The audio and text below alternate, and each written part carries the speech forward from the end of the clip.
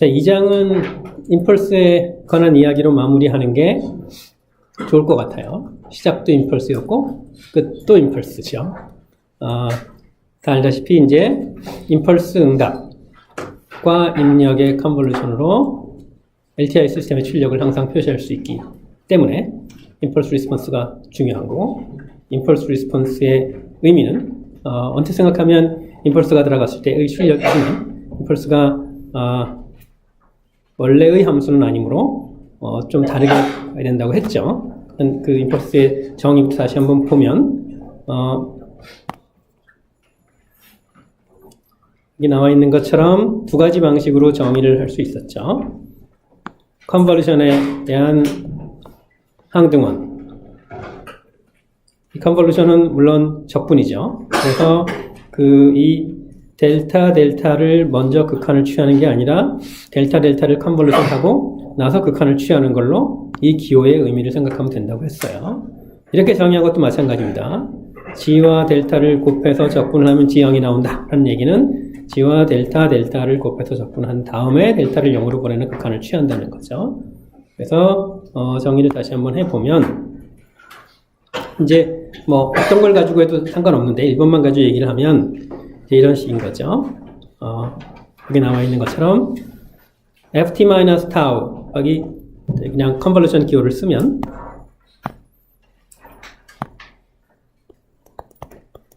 ft와 델타의 컨볼루션 이 이제 ft인데 이때 우리가 이제 이렇게 그냥 거칠게 쓰겠다는 거예요. 근데 엄밀하게 말하면 얘는 좀 이상한 표현이긴 하지만 이거의 의미가 이거다라고 생각하면 된다는 거죠. 오른쪽에 있는 표현의 의미는 왼쪽이다. 델타의 극한이 바로 존재하진 않지만 일종의 적분을 거치고 나면 존재한다. 컨볼루션 적분이니까. 그리고 우리가 또 어떤 얘기를 했냐 하면 그 델타의 성격은 뭐냐 하면 그 면적은 1로 고정이 되고 델타가 0으로 감에 따라서 폭이 줄고 뾰족해지고 이런 거였죠. 그리고 이런 건 우리가 앞에서 봤던 여기서 봤던 것처럼 꼭 이런 게 아니어도 여러 가지가 될 수 있어요. 이를테면 이런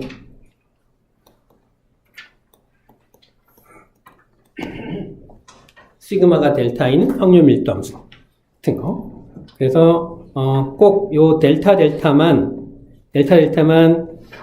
사용되는 것이 아니라 이런 식의 모양이 다 가능하다는 거죠. 지금 내가 얘를 내가 이 가우스 확률 밀도함수 같은 것을 p 델타라고 보면 예를 들어서 p 델타의 극한으로 델타를 말할 수 있다. 그리고 이것의 의미는 화살표 한 방향으로 하는 게 안전하겠네. 이것의 의미는 별게 아니라 f와 p 델타 컨볼루션하고 델타 0으로 보낸 게 바로 ft다. 지금 별게 아니라 델타를 그냥 p 델타로만 바꾼 거죠. 얘가 델타고 얘가 p 델타고. 그래서 이런 식의 관계를 얻을 수 있으면 그 무엇이든 델타든 p 델타든 델타가 0으로 감에 따라서 델타로 간다 라고 얘기할 수 있다는 거죠. 그러면 이런 게 뭐 여러 가지가 있겠죠. 또 이 p 델타 말고 또 다른 q 델타 뭔지 모르겠어요. q 델타라는 게 있어서 q 델타 역시 델타가 0으로 감에 따라서 델타로 간다는 얘기는 이건 또 무슨 얘기냐 하면 델타가 0으로 감에 따라서 ft와 q 델타 컨볼루션하고 극한을 취한 게 라는 얘기죠. 그래서 이런 것들이 이제 수없이 많이 있을 수 있어요. 이런 성격만 요 왼쪽에 박스 안에 있는 그런 관계만 만족하면 오른쪽 동그라미 안에 있는 것처럼 동그라미가 아니죠. 타원이라고 그래야 되나? 이런 식의 관계를 얘기할 수 있죠. 그래서 왼쪽에 있는 것처럼 쓸 수 있는 것 여러 개 있다. 델타, 델타, P 델타, Q 델타 다 마찬가지고. 그랬을 때 이제 그것들이 모두 라지 델타가 0으로 감에 따라서 델타 T로 간다. 라고 이야기를 하겠다는 거죠. 자, 그러면 이제 그 Q 델타로서 이런 거 한번 생각하면 어떨까요?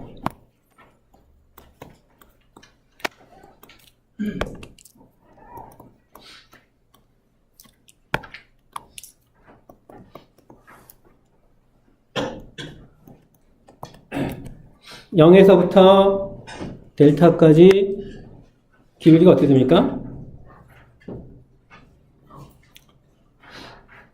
0에서 델타까지 델타분의 기울기가 델타분의 1, 그 다음에 델타에서 2델타까지 마이너스 델타분의 1로 감소해서 이렇게 되는 거. 면적 1로 고정이 됩니까? 예? 고정이 되죠? 그래서 근데 가만히 보면 이 Q 델타는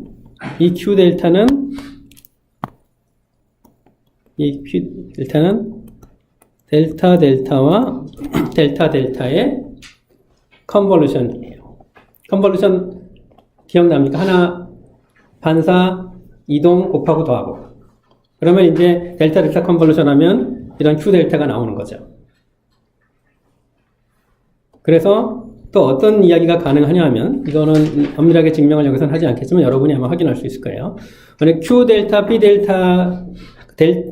델타와 Q 델타 각각의 극한으로 델타를 표현할 수 있다면 이제 이런 것도 가능할 거다라는 거예요. 위에 P와 P 델타와 아래 Q 델타, 네, 컨볼루션 한 것. 또 델타 함수를 만드는 후보가 될 수 있다는 거죠. 계속 그 강조의 의미에서 똑같은 이야기를 반복하면 이제 FT와 P 델타, Q 델타 이 괄호 안에 있는 게 델타 만드는 데 쓸 수 있다는 거죠. 그래서 이런 이야기도 가능해요.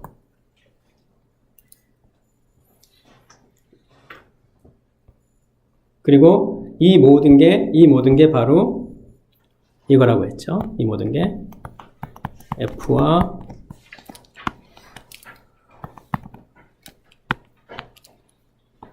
델타의 컨볼루션이 F다. 그리고 이것의 표현들이 전부 다 여기 있는 것들이에요. 이렇게 써놓고 보니까 이 마지막 식에서 우리가 이런 것을 생각할 수 있을 것 같네요. 마지막 식에서.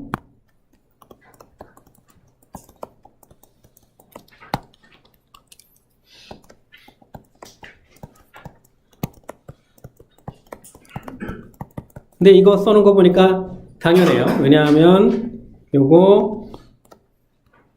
요것이 F고, 그래서 F랑 다시 델타랑 컨볼루션 하니까 또 F가 되는 거죠. 그래서 이런 당연한 식이 성립하는데 결합법칙을 이용해서 이렇게 쓰면 결국은 델타와 델타의 컨볼루션은 델타다 라는 도식이 성립하는데, 지난번에 이야기한 것처럼 얘는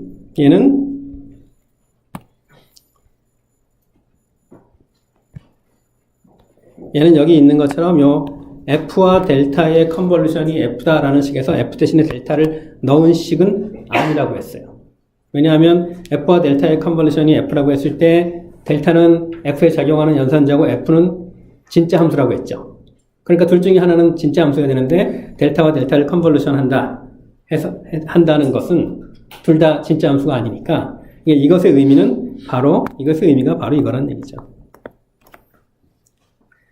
이 왼쪽에 델타와 델타의 컨볼루션 된 거나 오른쪽에 있는 델타나 둘 다 함수가 아니라 연산자예요. 오른쪽에 있는 건 연산자인데 왼쪽에 있는 거는 오른쪽에 있는 거랑 질적으로 다른 거야? 그런 말이 안 되는 거죠. 두 개의 연산자가 같다는 말의 의미가 뭐예요? 두 개의 연산자가 같다는 말의 의미가 바로 이것인 거죠. 두 개의 연산자가 같다는 말의 의미가 F라는 동일한 함수에 F라는 동일한 함수에 델타라는 연산자를 한 번 씌운 거나 아니면 요거는 다른 색깔로 할게요. 한 번 씌운 거나 델타와 델타를 컨볼루션 한 거나 마찬가지. 그러니까 모든 빨간 FT에 대해서 동일한 결과가 나온다는 거죠. 녹색 안에 있는 델타의 컨볼루션이나 델타나. 이게 바로 맨 아래에 있는 델타와 델타의 컨볼루션이 델타다라는 말의 원래의 의미인 거죠. 그리고 요 이야기가 이제 이 앞에 나와 있어요. 순서를 좀 바꿔서 얘기했는데 여기 앞에서 강의 자료에서 내가 Q 델타라고 쓴 게 여기서 이제 R 델타가 되겠죠. 그리고 이제 요 얘기 앞에서 있던 거 요것도 했던 얘기예요. 예, 그리고 이제 이런 각각의 그 뭐 서로 다른 P 델타, Q 델타, 델타 델타 뭐 이런 것들을 입력에 넣으면 이건 라지 델타가 0이 아니나 진짜 함수니까 당연히 조금씩 다른 출력이 나올 텐데 조금씩 다른 출력이 라지 델타가 0으로 감에 따라서 어떻게 될 것 같아요? 같은 함수가 나오게 되겠죠. 왜냐하면 임펄스 리스폰스는 같아야 되니까. 그 그림이 여기 있습니다. 지금 요 왼쪽에 있는 그림 4개랑 오른쪽에 있는 그림 4개는 그냥 조금 서로 다른 시스템에 대한 그림이에요. 똑같은 방식의 이야기니까 왼쪽에 있는 것만 가지고 얘기를 할게요. 왼쪽에 있는 거는 요 시스템 방정식을 만족하는 경우 x 대신에 잘 안 보입니까? x 대신에 델타를 넣었을 때 x 대신에 델타를 넣었을 때 r 델타를 넣었을 때 델타 이렇게 생기고 r 델타 이렇게 생긴 거예요. 면적은 1로 고정이 되고 그 다음에 또 델타와 r 델타의 컨볼루션을 넣었을 때 r 델타와 r 델타의 컨볼루션을 넣었을 때 그러니까 모두 뭘 생각하냐 하면 우리 앞에서 그 용어를 쓰면 뭐 P 델타든 Q 델타든 P 델타와 Q 델타의 컨볼루션이든 얘를 입력으로 넣었을 때 출력은 라지 델타가 0으로 감에 따라서 같은 값으로 나오겠죠. 그게 뭘까요? 바로 임펄스 리스폰스인 거예요. 이 그림 보면 여기서 이 그림 보면 라지 델타가 입력이 델타 라지 델타가 0.25일 때, 0.1일 때, 0.002일 때 라지 델타가 점점 작아짐에 따라서 시스템의 출력, 미분 방정식을 만족하는 y가 어떻게 되는지를 본 거예요. 라지 델타가 감소함에 따라서 어떤 경향을 띠죠. 그 다음에 B번은 이 그림은 이번엔 R 델타라는 입력을 넣었을 때 라지 델타를 줄여감에 따라서 어떤 일이 벌어지는지 본 거예요. 이 그림은 X가 델타 델타와 R 델타의 컨볼루션을 넣었을 때인데 여기서도 마찬가지로 라지 델타가 작아짐에 따라서 어디로 가는지 본 거예요.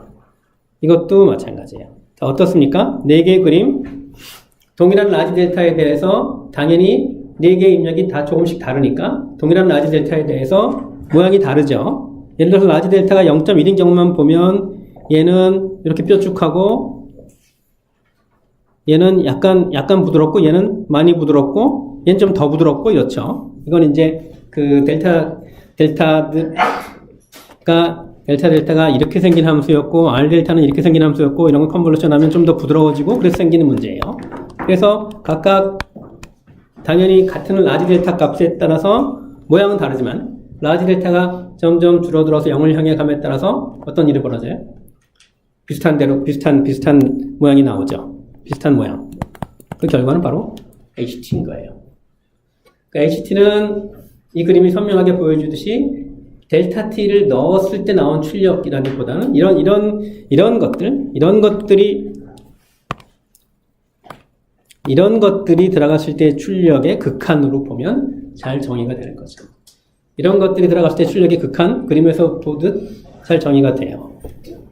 이걸 이제 편의상 델타 T를 넣었을 때 출력으로 본다는 거죠. 이게 이제 임펄스 리스폰스 자체는 델타 T가 정의되지 않더라도 잘 정의된다라는 그런 의미였어요. 물론 모든 미분 방정식에서 그렇다기보다는 미분 방정식의 출력의 차수가 입력의 차수보다 더 큰 경우, 이런 미분 방정식에서 n이 m보다 큰 경우, 그래서 스텝 응답이 연속인 경우에만 이렇게 된다고 했고, 스텝 응답이 n하고 m이 같으면 이런 연속적인 스텝 응답에다가 상수가 더해지는 형태니까 걔는 따로 고려하면 되고, n이 m보다 잘못 얘기했습니다. m이 n보다 큰 경우는 미분기가 없이는 구현할 수 없는 시스템이기 때문에 고려하지 않기로 하고 있는 거죠. 그래서 이제 임펄스 리스폰스가 이런 경우 잘 정의되고, 그 정의를 이용해서 이런 경우까지 이야기할 수 있고, 그리고 시스템의 성질을 H에 관한 성질로 환원할 수 있다 라는 이야기를 할 수 있게 되겠죠. 이렇게 해서 이제 임펄스와 임펄스 리스폰스에 관한 이야기 다 마치고요. 마지막으로 요거를 조금만 더 일반화, 조금만 더 확장을 해볼게요. 자, 그래서 이제 우리한테 임펄스와 관련해서 가장 간결하게 하나를 기억하자고 하면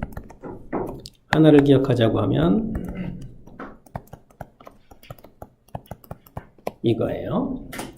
자, 그러면 임펄스라는 일종의 연산자로서 F랑 만나서 똑같은 F를 만들어내는 거라면 혹시 뭐 이런 거 생각할 수 없을까요? 뭔지 모르겠지만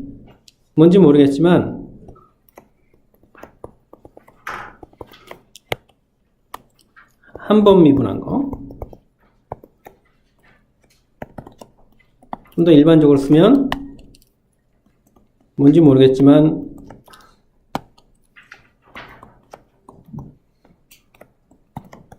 F를 n번 미분한 거, 뭐 이렇게 이런 일이 일어나게 하는 네모, 이런 일이 일어나게 하는 연산자 생각할 수 있겠죠.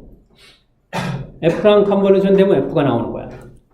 그런데 F랑 컨볼루션 하면 F의 미분이 나온다? 두 번 미분이 나온다? 하는 것도 생각해 볼 수 있겠죠. 그래서 그랬을 때 얘를 U1T라고 부르고 얘를 UNT라고 부르요. 그러면 델타는 뭐라고 부르면 돼요? U0. 한 번도 미분하지 않은 게 있다. 그래서 이런 식으로 또 우리가 델타를 싱귤러리티 펑션이라고 불렀는데, 이 싱귤러리티 펑션, 이 연산자를 좀 더 일반화할 수 있겠죠. 컨볼루션에서 똑같은 거 나오게 하는 거, 한 번 미분한 게 나오게 하는 거, n번 미분하게 나오게 하는 거. 물론 이제 이것의 의미는 앞서도 여러 번 얘기했던 것처럼 이것의 의미는 F와 이거는 델타라고 쓰면 아까 거랑 헷갈리는데, 이 안에 뭐 델타가 있는 거죠. 델타가 있는 거. 이렇게 한 게 이런 의미가 되겠죠. F랑 컨볼루션을 해요. 그 컨볼루션 하는 거는 뭔가 델타의 함수예요. 그 다음에 델타를 0으로 보내요. 그러면 이제 F의 n번 미분한 게 나온다. 물론 이제 이런 식의 이야기를 하려면 n번 미분할 수 있는 함수에 대해서 해야 되겠죠. n번 미분 가능한 함수에 대해서 뭔가랑 컨볼루션 했더니 n번 미분한 게 나오더라. 그러면 그 뭔가를 un이라고 부르겠다는 거죠.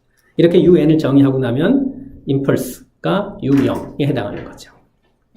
근데 우리 여기서 이거 떠오르는지 모르겠는데, 앞서 우리 UT라는 기호 있었죠? UT 스텝. 스텝은 뭐였습니까?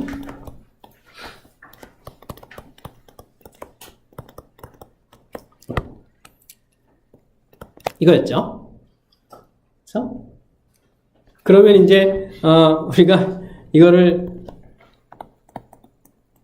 이런 식으로 한번 해보자고요. 뭔가를 컨볼루션 했더니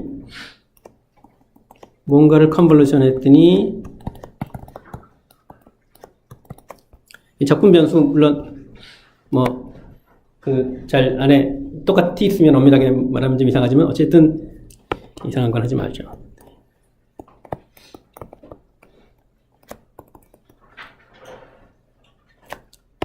뭐 이건 시그마라고 할까요? 그냥 적분 변수 구별하는 거예요. 별게 아니고.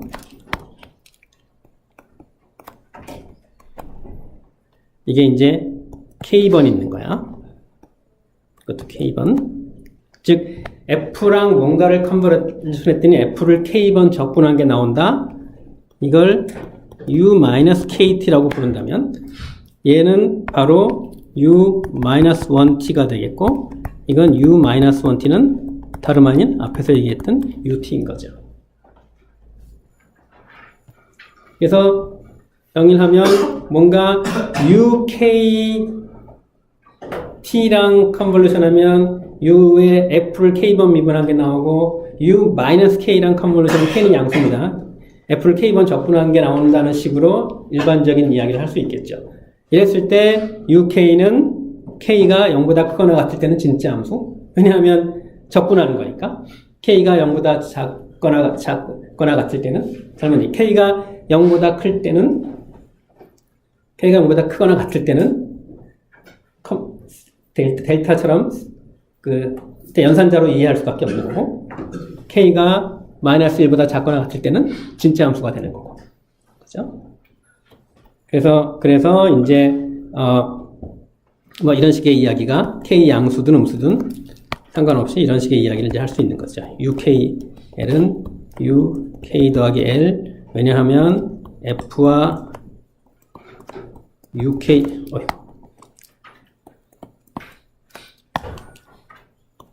FT와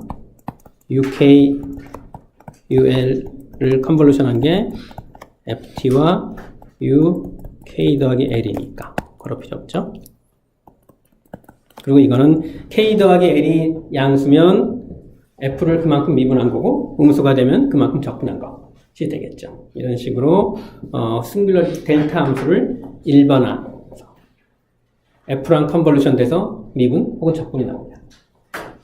그런 걸로 이해할 수 있는 거죠. F랑 컨볼루션에서 적분이 나오게 하는 거는 진짜 함수고 F랑 컨볼루션에서 F나 그 미분이 나오게 하는 것은 그거는 진짜 함수가 아닌 것이고 델타가 그 중에 하나인 거고. 그래서 이렇게 일반적으로 얘기하면 바로 델타는 U0에 해당하는 거고 임펄스 스텝 신호 UT는 U-1에 해당합니다. 이것을 알 수 있겠죠.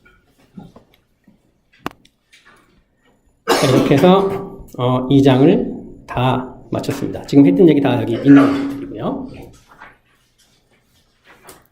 그래서 간단히 짧게 요약을 하면 결국은 우리는 입력이 X고 출력이 Y인 시스템이 LTI면 그러면 Y를 H와 X의 컨볼루션으로 쓸 수 있다. 그런 이야기를 한 거고 그것의 출발점은 X를 X와 델타의 컨볼루션으로 쓴 거예요. 그 다음에 선형성과 시불변성을 쓴 거죠. 그래서 스몰 h를 알면 시스템을 아는 거니까 시스템에 관한 이야기를 h에 관한 이야기로 환원할 수 있었던 거죠. 그리고 이게 우리 1장에서 대표 함수로 임펄스와 스텝과 묶어서 임펄스와 스텝 그리고 지수 함수 예를 들었는데 임펄스 얘기하면서 임펄스 주어진 신호를 임펄스의 조합으로 쓰면 시스템이 LTI일 때 여러 가지로 좋은 일이 일어난다 라고 얘기했는데 바로 이게 그 사실인 거죠.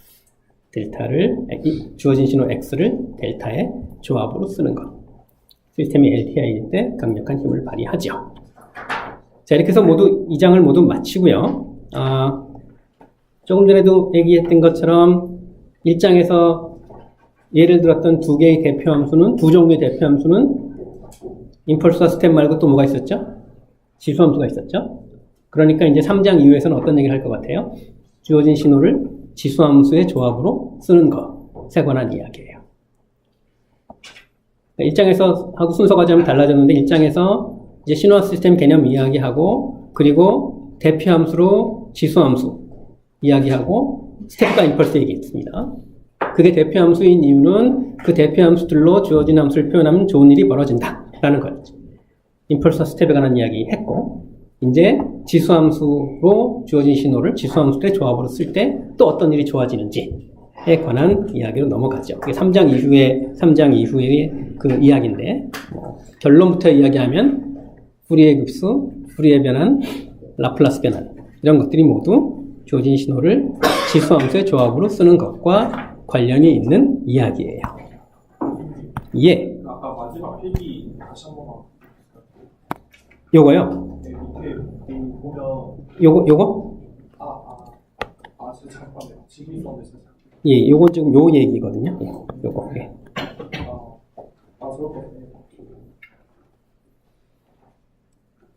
예, 뭐, 정리 안 되는 거 있으면 나중에라도 또 질문. 네.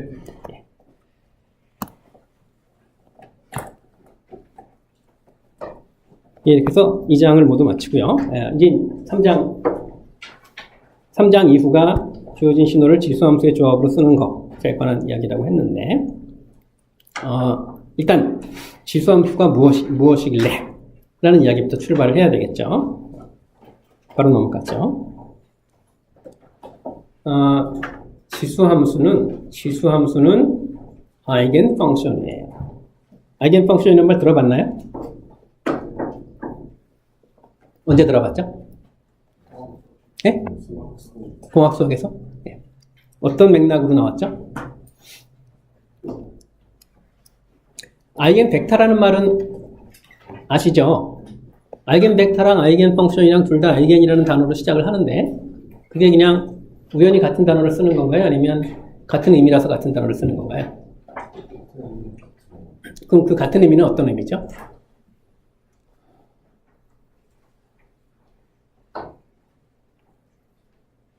어떤 의미죠?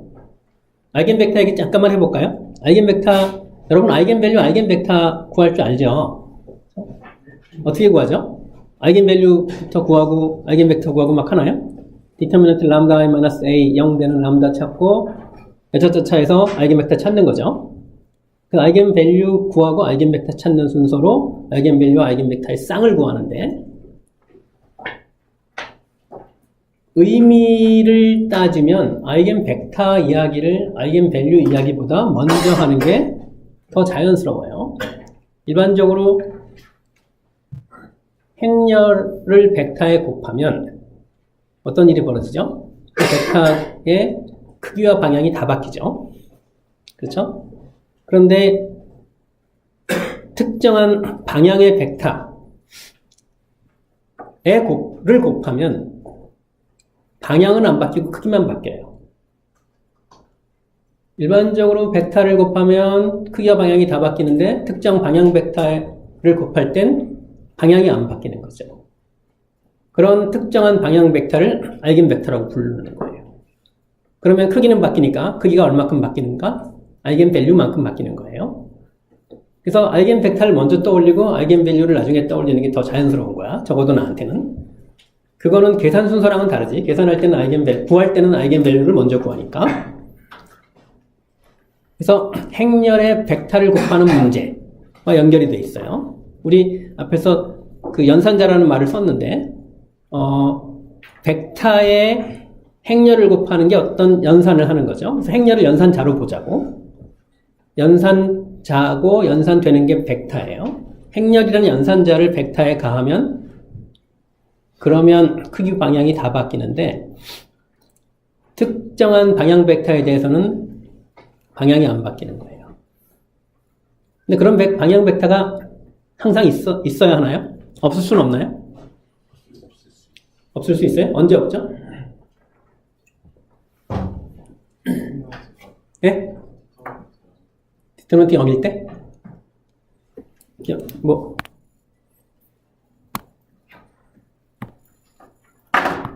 그냥 한번 그럼 여기다 써봅시다. 자, 우리 연산제 하면 보통 이렇게 많이 그리죠.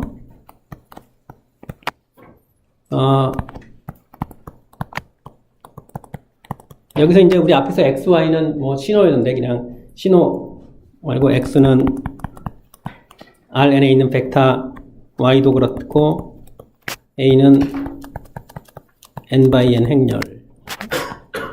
그래서 그냥 2차원에서 그리면 x가 이러면 ax는 이렇게 돼서 크기와 방향이 다 바뀌는 거죠.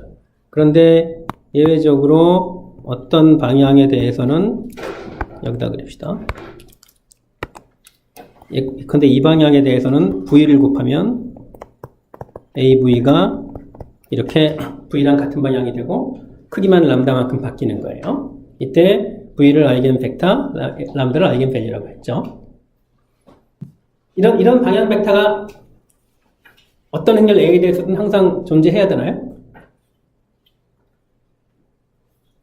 우리 방향 벡터니까 당연히 V가 0이면 안 되겠지. 이 식을 만족하는 건 람다 i-a 곱하기 V는 0인 거예요.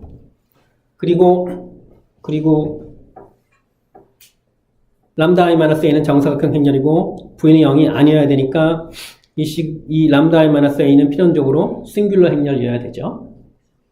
그래서 디터미넌트 람다 i-a가 0이어야 돼요. 싱귤러니까. 이 식 가지고 람다를 먼저 구해요. 람다 구한 다음에 구한 람다를 여기다 집어넣어서 이제 V를 구하는 거죠. 그래서 그런 식으로 아이겐 밸류 먼저 구하고 아이겐 벡터를 나중에 구했는데 개념적으로는 어쨌든 V를 먼저 떠올린 거예요. 근데 이런 V가 왜 항상 존재해야 되냐 이거지. 내가 여기 관련된 수식을 다 써놨는데 이런 걸 만족하는 람다하고 V가 다 존재하면 되는 거죠. 그렇죠? A가 n by n이면 람다 i-a는 어떻게 생겼어요? 디터미넌트 람다 i-a는? A가 n by n이면 디터미넌트 람다 i-a는 람다의 n차 다항식이죠. 그래서 난 지금 그 실수의 세상에서 살고 있어요. 그럼 디터미넌트 람다 i-a가 0되는 람다가 실수가 돼야만 이 식의 이런 이야기가 실수의 세상에서 성립하는 거 아닌가요? 그죠? 람다의 n차 다항식의 실근이 있으라는 보장이 없죠. 그러니까 실수 벡터 V를, 이걸 만족하는 실수 벡터 V를, 이런 그림에 나오는 실수 벡터 V를 항상 찾을 수 있는 건 아니에요. 이상했던 대로요. 왜 방향이 바뀌지 않는 벡터가 항상 있어야만 되냐 이거지. 그래서 이 방향이 바뀌지 않는 방향 벡터가 없을 수도 있다, A에 따라서는. 라는 판단을 하는 게 그게 처음에 예측했던 것도 그렇고 실제로도 그래요. 다만 이야기가 A에 따라서 다르다라고 하는 것보다는 어떤 A가 나오든 이렇다라고 라는 식으로 할 수 있는 게 더 좋지요. 문제는 n차 다항식의 실근이 있기도 하고 없기도 하기 때문인데 여기서 우리가 수의 세상을 복소수로 확장하면 어떻게 되죠? n차 다항식의 근은 중근수 포함해서 항상 n개 있다. 그러니까 나는 원래 실수의 세상에 살지만 얘를 살짝 내가 복소수의 세상에 산다고 보면 실수도 복소수인 거니까 수의 세상을 실수해서 복소수로 확장하면 그러면 이 식을 만족하는 람다는 중근수 포함해서 n개 있고 그래서 이 식을 만족하는 V도 적어도 하나 있다 하는 얘기를 할 수 있는 거죠. 물론 이제 그 중근이 생기면 중근수만큼의 서로 다른 방향 벡터가 있는지는 그거는 A에 따라서 달라요. 그건 좀 논점이 복잡해지는데 거기까지 가지 않기로 하고 어떻든 수의 세상을 실수해서 복소수로 확장할 때 이런 아이겐 밸류와 아이겐 벡터 쌍이 항상 존재한다 하는 얘기를 할 수 있는 거죠. 좋네요. 복소수로 확장할 만하죠. 그렇죠? 그래서 복소수 쓰는 거 아닌가요? 그러니까 굉장히 이게 실용주의적인 태도인데 복소수의 존재성 그거 실제 있는 건가? 뭐 이런 식의 생각을 할 수도 있겠지만 이게 수학적인 개념도 결국은 사람이 만들어낸 개념, 사람이 사람을 위해서 만들어낸 개념이다라고 생각을 하면 그러면 복소수를 따지는 게 왜 편한지가 드러나는 사례인 거죠. 그런 사례는 수없이 많고 그 중에 하나인 거죠. 어떻든 이게 아이겐밸류와 아이겐벡터의 개념이에요. 우리 지금 무슨 얘기하고 있죠? 신화 시스템에 관한 얘기하고 있죠. 근데 여러분 아이겐 펑션이라는 말 들어봤대네. 여기 나와 있는 이런 개념과 비슷한가요? 내가 이 행렬을 곱하는, 벡터의 행렬을 곱하는 걸 이렇게 박스로 그린 건 이제 낯이 있죠. 시스템을 박스로 그렸고, 시스템으로 들어오는 거 입력신호, 나가는 걸 출력신호라고 했어요. 이제 비슷한 식의 이야기가 가능한지 한번 보자고요.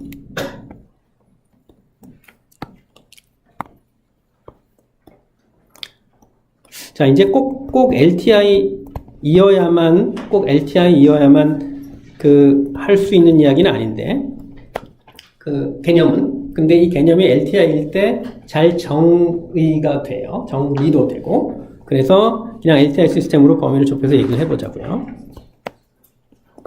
이제 XY는 위에서처럼 벡터가 아니라 신호예요.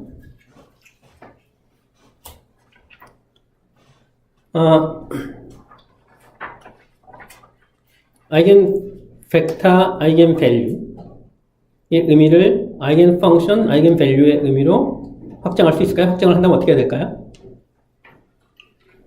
방향에 해당하는 게 뭐죠? 방향? 방향에 해당하는 거. 지금 아이겐 벡터에서 방향이 안 바뀌는 벡터를 얘기했죠? 그러면 아이겐 펑션 얘기할 때도 방향에 해당하는 뭔가가 나와야 되겠지. 방향에 해당하는 게 바로 함수의 생김새예요. 어떤 함수를 시스템에 넣어주면 그 함수와 똑같은 모양의 함수가 생김새가 같은 함수가 나오라는 법이 없어요. 모양이 바뀌어서 나올 수 있는 거지.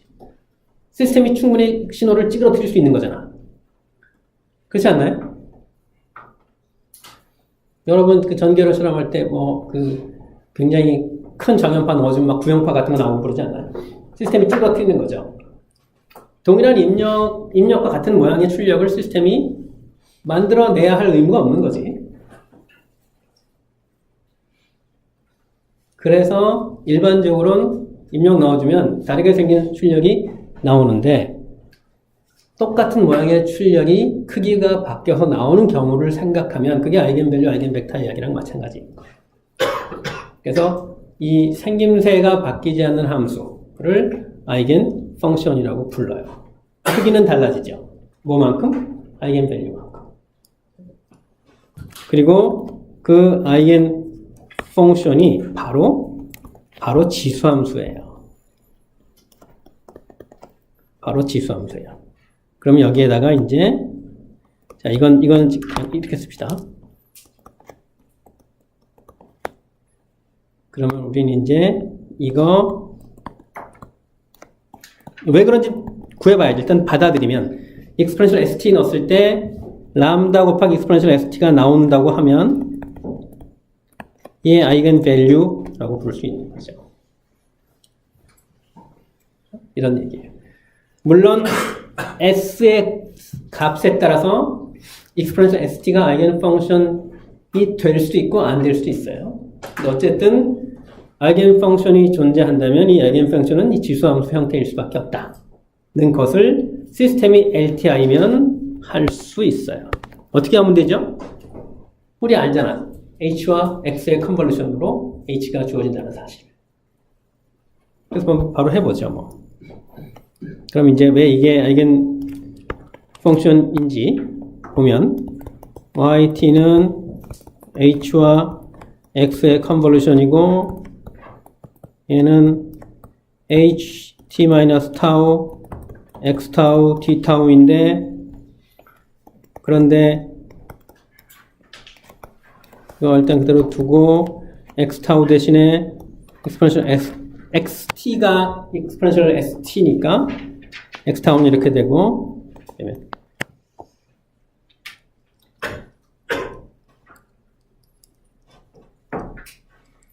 그죠?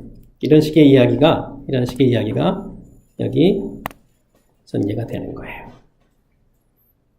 이제 내가 여기까지만 썼는데 교환 법칙 써서 순서 바꿔가지고 이 얘기죠.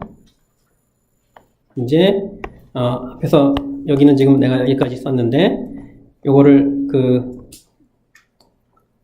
전개를 여기다 하죠. 교환 법칙 써서 얘를 이렇게 쓰고 이제 미안합니다. 그거 하나를 내가 그 시간을 절약한다고 무슨 큰 미안합니다. 교환 법칙 성립하니까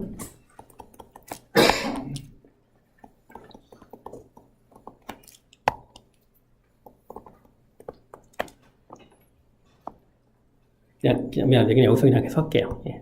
그랬을 때 이게 이제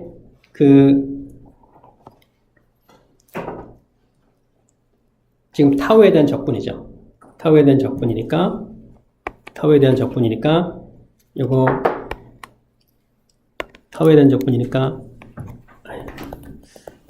미안합니다. 타우에 대한 적분이니까 이렇게 쓰고 요 타우랑 무관한 거는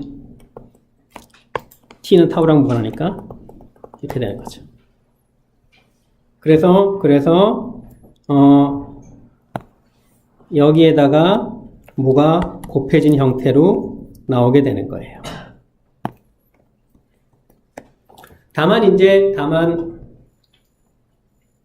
다만 요 괄호 안에 있는 게 마이너스 무한대에서부터 플러스 무한대까지 뭔가를 적분하는 거니까 극한이 있는 거죠. 뭐 A부터 B까지 적분하고 A를 마이너스 무한대로 보내고 B를 플러스 무한대로 보내는 거죠.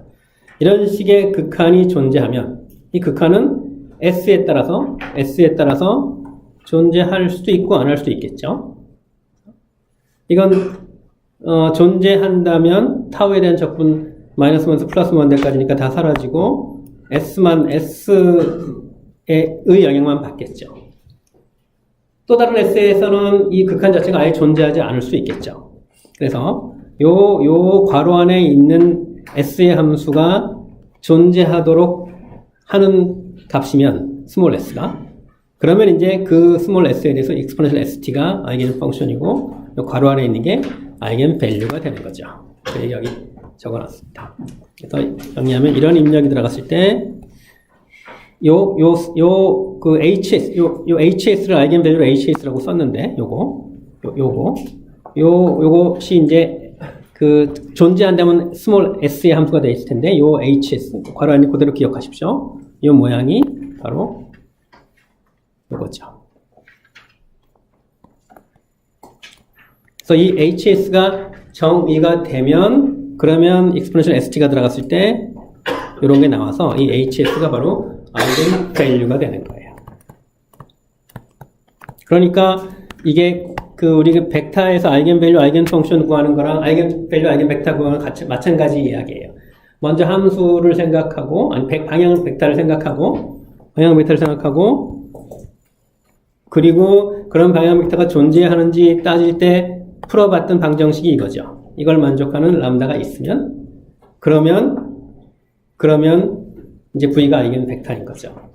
이게 비슷한 흐름이라고 여러분이 생각하지 않을 수 있는데 이 HS를 존재하게 하는 S이면 그럴 때 바로 다시 말해서 아이겐 밸류가 존재하면 이런 아이겐 펑션이 있다라는 얘기인 거죠. 그래서 HS가 존재한다는 전제 아래서 exponential st라는 지수 함수가 바로 이 시스템의 LTI 시스템의 아이겐 펑션이고 HS는 아이겐 밸류다. 이산 시간도 정확히 마찬가지로 지수 함수가 아이겐 펑션이 될 수 있어요.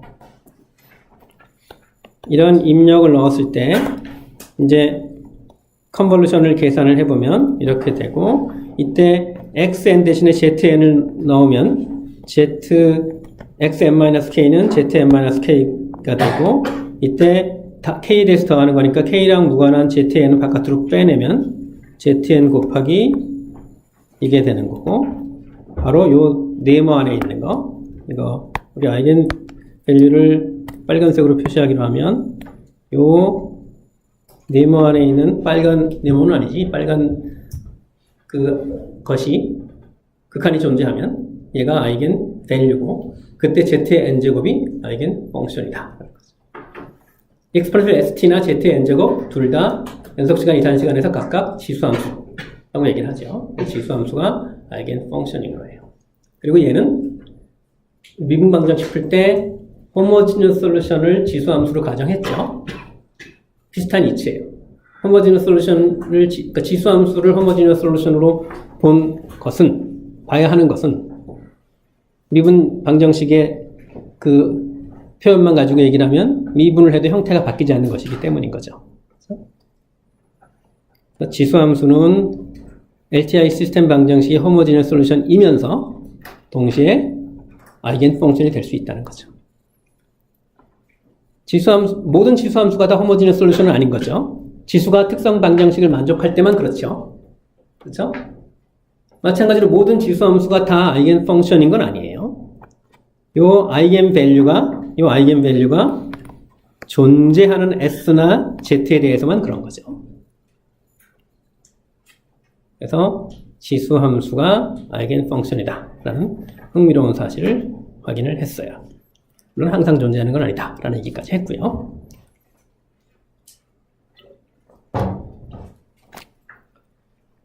예, 아이겐밸류, 아이겐벡터의 개념과 같은 개념입니다. 그리고 왜 같은 개념이냐 하면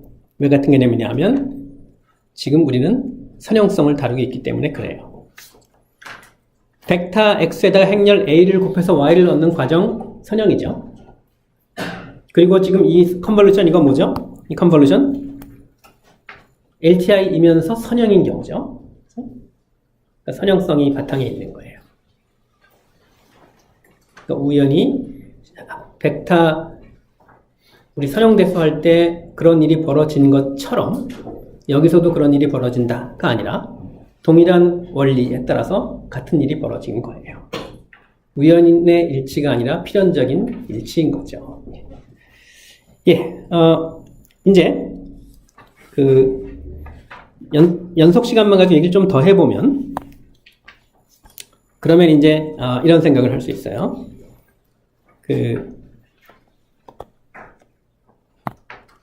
연속 시간만 가지고 좀 더 해보면 내가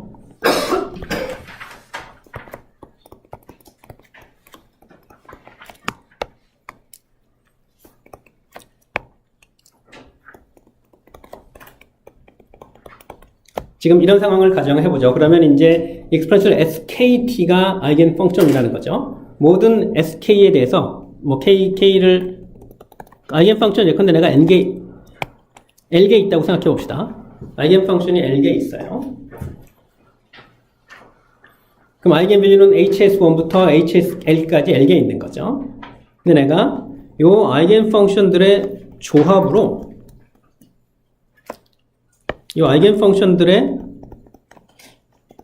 조합을 입력으로 넣어요. 동일한 시스템에. 그럼 어떻게 될 것 같아요?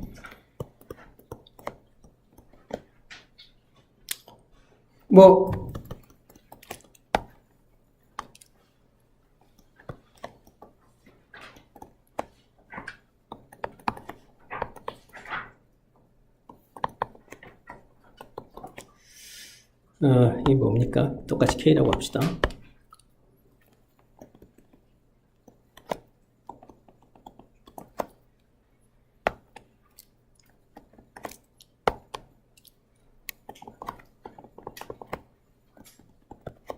이렇게 되겠죠? 왜 그렇습니까? 선형이기 때문에 그런 거죠. 요 하나하나가 입력일 때 의 출력에다가 CK 곱해진 게 들어가면 CK 곱해진 게 나오고 그런 것도 더해진 게 들어가면 더해진 게 나오는 거죠. 그래서 아이겐 펑션들의 조합으로 표현되는 입력이 들어오면 선형성을 이용해서 아이겐 밸류 가지고 출력을 잘 계산할 수 있는 거죠.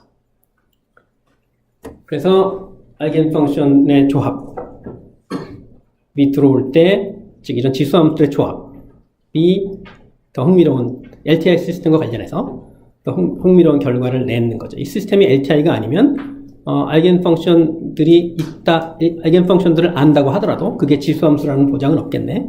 아이겐 펑션들의 조합으로 입력이 들어온다고 해서 특별히 도움이 되는 정보가 아닌 거죠. 그래서 우리는 지수함수의 조합으로 주어진 신호를 표시하는 게 일반적으로도 의미가 있지만 시스템이 LTI일 땐 더욱더 그러하다라는 식의 이야기를 쭉 해나갈 거예요. 그리고 뭐 필요 이상으로 좀 기호가 복잡하게 쓴 것 같은데 얘는 그냥 별게 아니라 내가 지금 여기선 연속 시간에 대해서만 이야기를 했는데 연속 시간과 이산 시간을 묶어서 지금 요 이야기를 이산 시간에 대해서도 할 수 있을 거 아니에요. 그렇죠? 이산 시간 이야기까지 묶어서 그냥 쓴 거예요. 그래서 그냥 사실은 이게 더 좋은지 모르겠는데, 이런 거나, 이런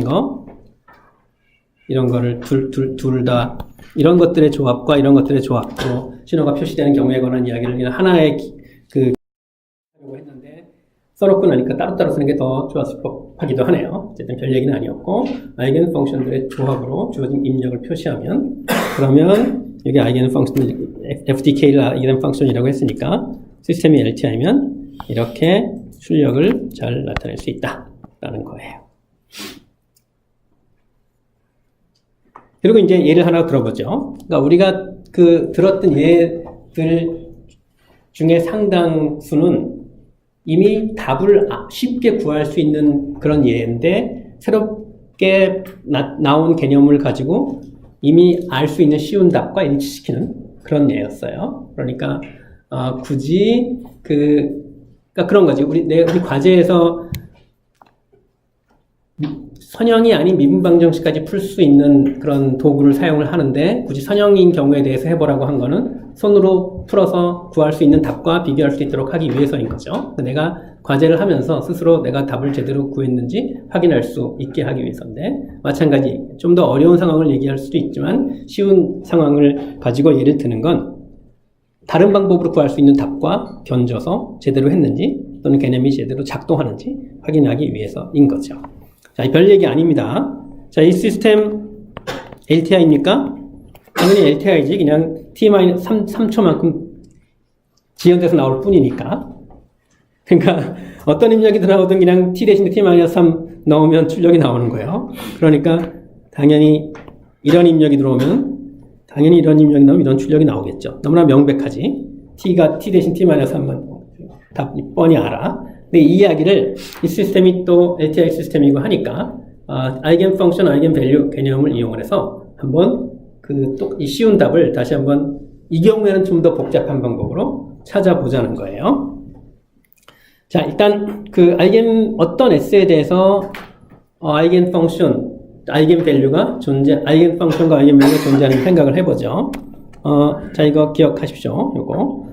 빨간 박스에 있는 게 아이겐 밸류입니다. 그런 S가 존재하면, 또 그런 Z가 존재하면, 이게 이제 아이겐 밸류가 존재한다는 얘기고, 그럼 exponential ST와 Z의 N제곱이 아이겐 펑션인 거죠. 이렇게 써놓고 보니까, 지금 보니까 낯이 좀 익나요?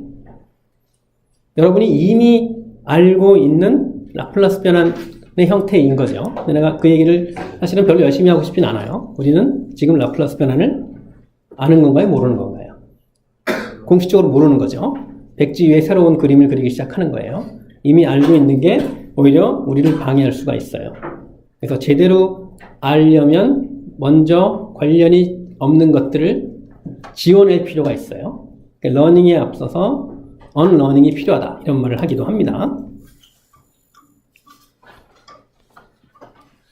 자, 일단 어쨌든 해봅시다. H, T, exponential minus ST, 이런 게 존재하는지 보는 거죠. S에 대해서. 자, 근데 시스템이 임펄스 응답이 뭐예요? 임펄스 응답이 3이네. 그렇죠? 여기서 X 대신에 델타 넣으면 Y는 델타 T-3이니까. 그러니까 그냥 바로 자, FT 델타 T-T0 dt 마이너스 무한대서부터 플러스 무한대까지 얼마 나옵니까? FT0인 거죠. T 대신에 뭐 대입하면 되죠? T0, T0이 3이죠. 그러니까 그냥 exponential 마이너스 3s라는 아이겐 밸류가 모든 s에 대해서 정의가 되죠. 되게 신기하네. 사실 이렇게 모든 지수함수가 다 아이겐 펑션인 경우는 되게 특별한 경우예요. 그냥 마이너스 무한대부터 플러스 무한대까지 이런 거 계산해 보면 특정한 S에 대해서만 수렴하거든. 뭐 우리 라플라스 변환 수렴 영역 이미 알고 있잖아요. 그렇죠? 네. 자, 그래서 이제 모든 S에 대해서 다 이와 같은 아이겐 펑션이 존재해요. 그리고 코사인 4t, 코사인 오메가 t는 일반적으로 코사인 오메가 t는 이런 아이겐 펑션들의 조합이에요. 코사인 오메가 t는 아이겐 펑션들의 조합이야. 근데 얘는 exponential j 오메가 t 플러스 exponential 마이너스 j sin 오메가 0t는 2j분의 exponential j 오메가 0t 빼기 exponential 마이너스 j 오메가 0t. 다시 쓰지 않겠습니다. 그래서 이 코사인 4t만 보면 코사인 4t는 이렇게 쓸 수 있고, 그 다음에 코사인 7t는 또 이렇게 쓸 수 있고, 전부 다 아이겐 펑션들의 조합인 거죠. 그렇죠? 전부 다 아이겐 펑션들의 조합이에요. 이제 지저분한 거지, 그죠? 그리고 얘가 입력으로 들어가면 뭐가 나와요? 이게 나오는 거죠. exponential j4t에서 exponential j4t는 s가 4j인 거니까 아이겐 value는 exponential 마이너스 3의 4j, 그래서 exponential j 마이너스 12가 되고요. 그리고 exponential 마이너스 j4t가 들어갔을 때는 또 이게 나오고, 2분의 1씩 곱한 거 들어가면 2분의 1 곱한 게 나오겠죠.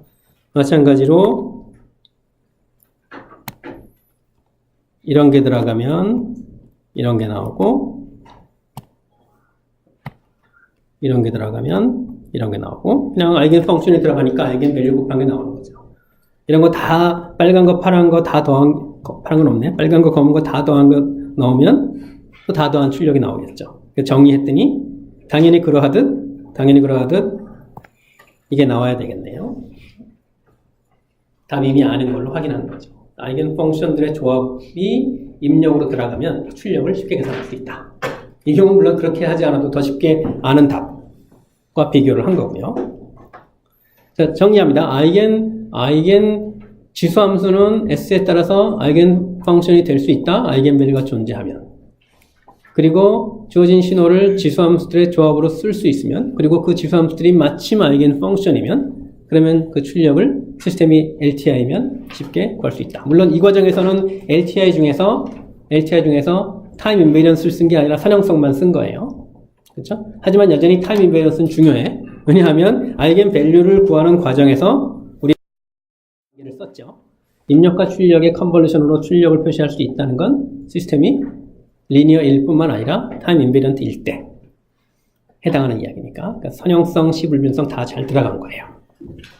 자, 여기까지는 3장에 관한 이야기가 아니라 3장 이후에 관한 이야기의 전제쯤 되는 거예요. 이제 아이겐 펑션이, 지수함수가 아이겐 펑션이다. 시스템이 LTI면 그것들의 조합으로 입력을 썼을 때 출력이 어떤지 판단하기 쉽다. 거기까지 일반적인 거고, 이제 3장 이후에 나오는 이야기는 특정한 지수함수들의 조합으로 생긴 신호에 관한 이야기예요.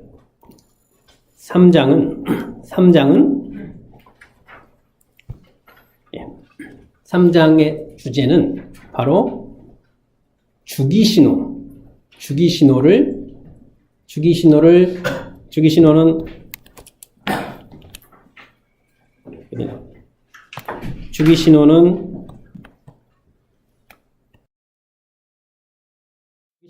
대표적인, 우리가 이 1장에서 공부한 주기신호 중에 대표적인 게 바로 이런 주기를 공유하는 정연파들이었죠.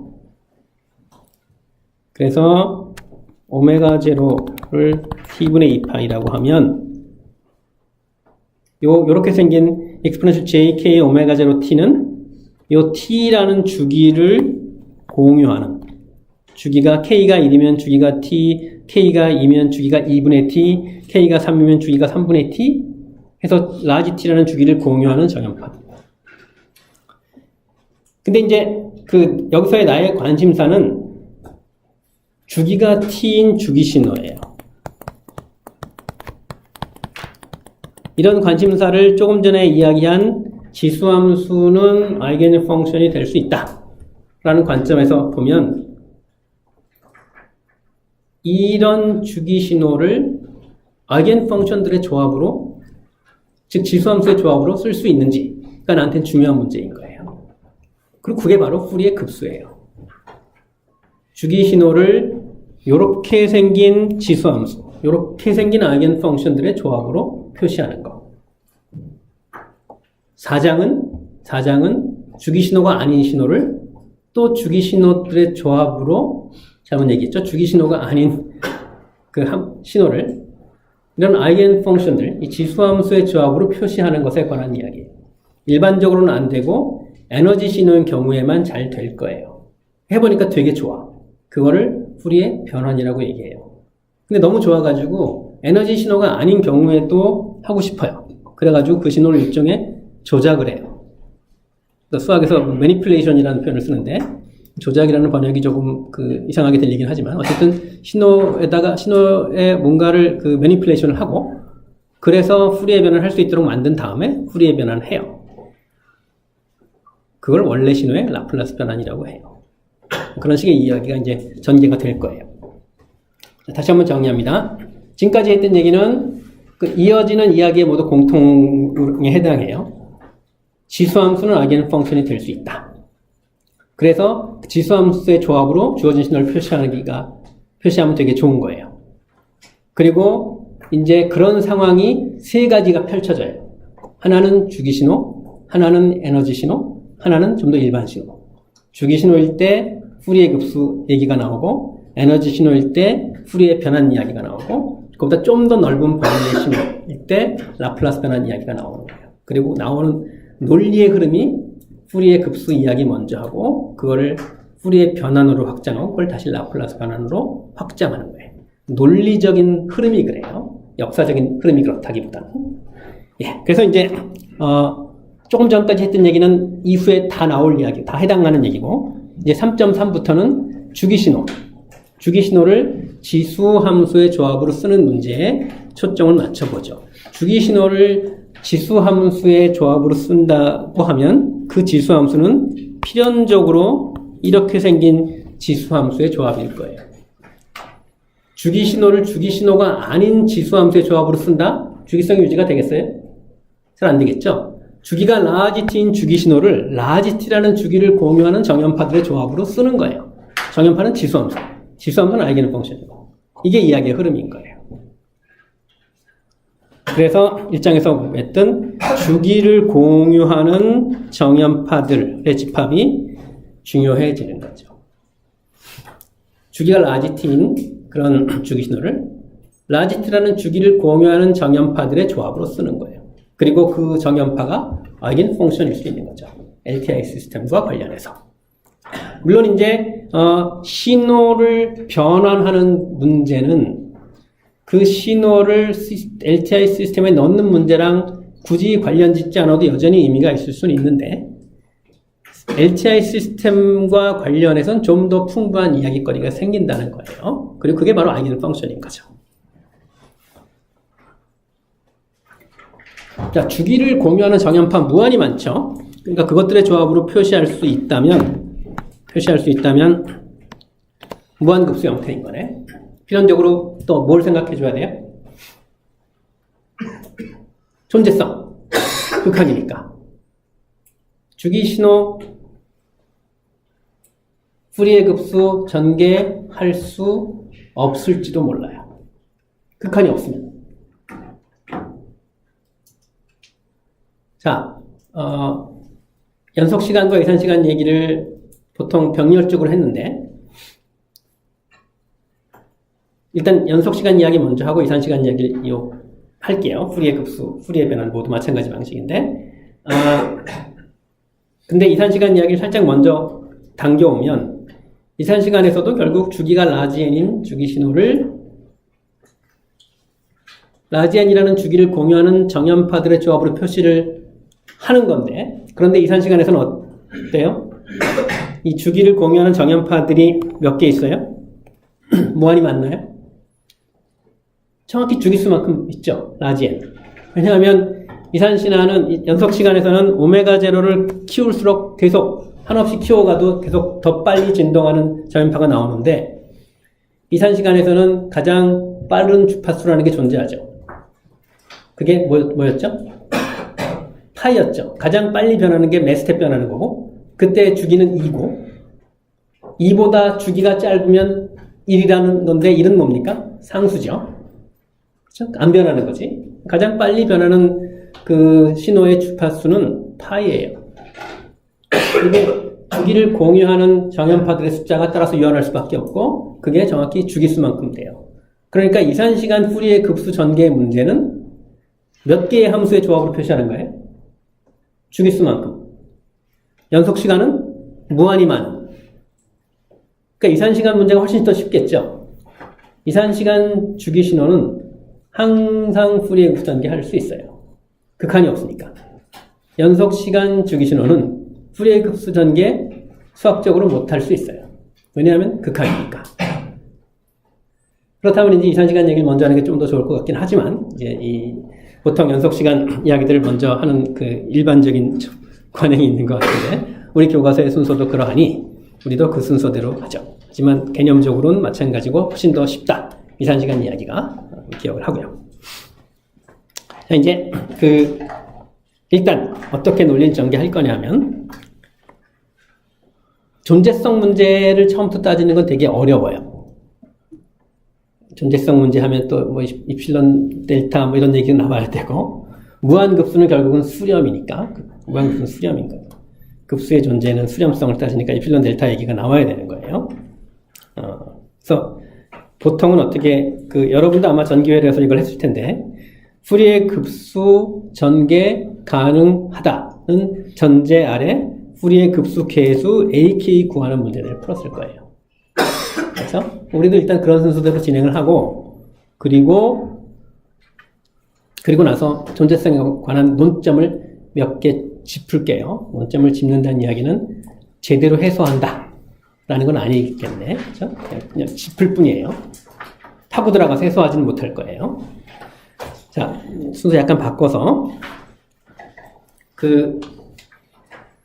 이런 상황 한번 생각해 봅시다.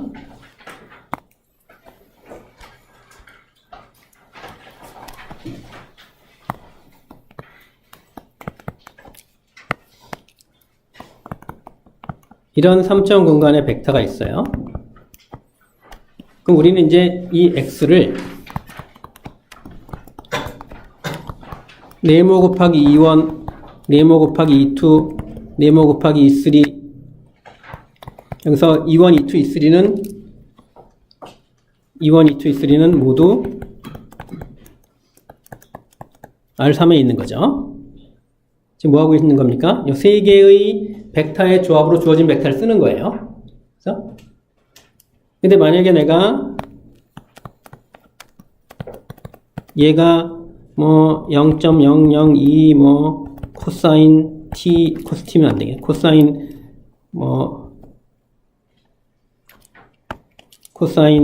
뭐라고 괜히 시작했나?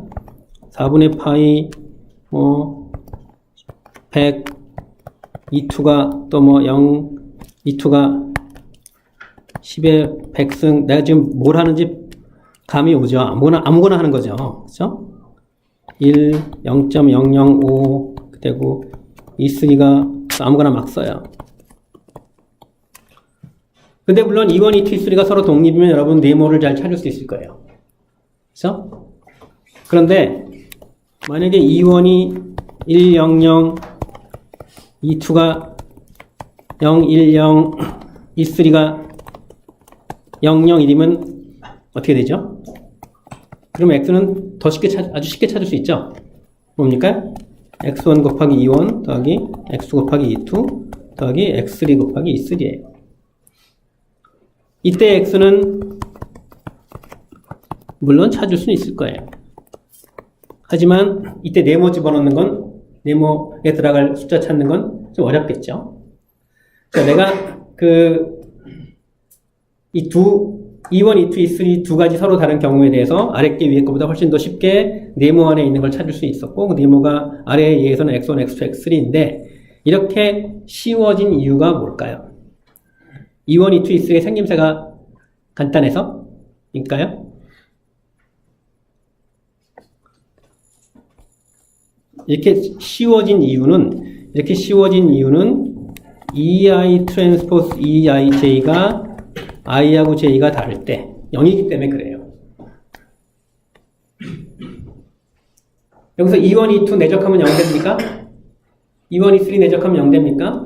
E2, E3 내적하면 0 됩니까? 다 그렇죠. 이렇게 이 베이시스 벡터라는 표현을 그냥 쓰면 세 개의 베이시스 벡터가 서로 직교할 때 그럴 때 요 앞에 계수 구하는 게 쉬웠던 거예요. 이게 왜 그러냐면 X를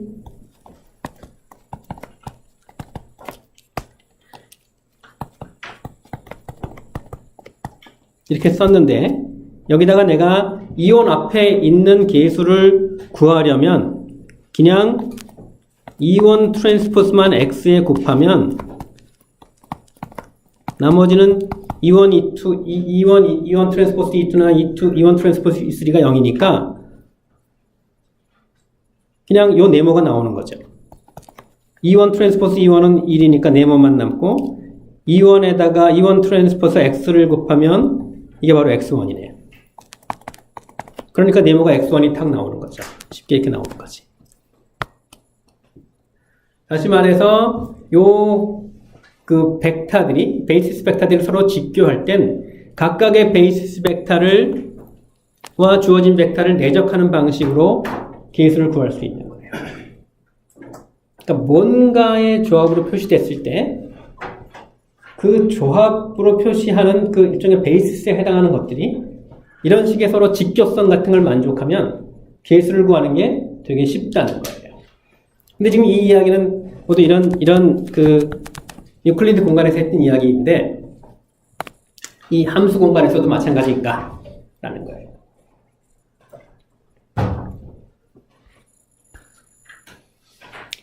자, 파이 K들의 조합으로 X를 쓰는 거예요. 그런데 앞에서랑 마찬가지 형식인 거죠. 다만 여기서는 그냥 세 개의 함수를 조합으로 썼는데 이제 여기서는 무한히 많은 세 개의 벡터들의 조합으로 썼는데 여기서는 무한히 많은 함수들의 조합이 되는 거예요. 자, 그런데 어떻든 요 파이들이 앞에서 유클리드 공간에서 봤던 것처럼 일종의 직교성 같은 거를 만족을 하면 그러면 요 앞에 AK를 구하는 게 쉬워질 거라는 거예요. 그리고 그게 바로 요 이야기인데 그거는 모레 다시 이야기를 이어가죠. 마치겠습니다.